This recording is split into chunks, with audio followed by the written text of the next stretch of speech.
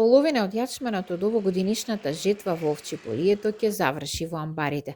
Земјоделците не се задоволни од откупната цена од 16,5 денари.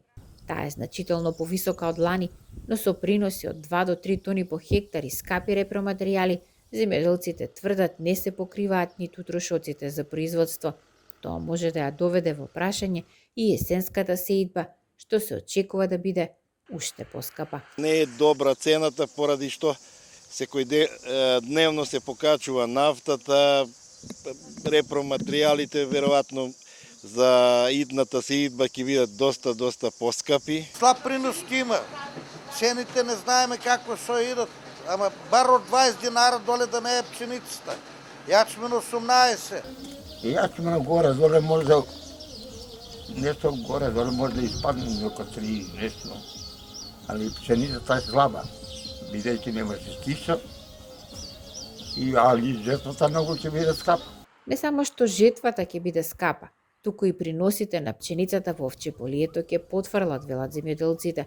Според пресметките да се собере житото од нивите ќе чини од 8.000 до 10.000 денари по хектар. Затоа земјоделците со нетрпение ја очекуваат производствената цена на пшеницата, што според нив не треба да биде под 22 денари. Приносите на пшеница во Овчеполско од година во година се намалуваат. За земјоделците вината е во лошиот семенски материјал, а годинава и скапото вештачко ѓубре, што поради недостиг на пазарот го фрлиле предоцна на нивите. Земјоделците не можеа ни да направат, да врлат ни основно, ни прихрана ѓубре има. Само имamo брлено ѓубре, може да кажам 10% од земјоделците.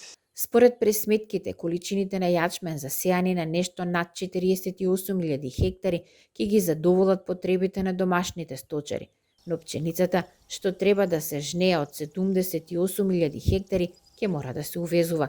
Македонија произведува околу 253.000, а има потреба од 300 до 330.000 тони пченица.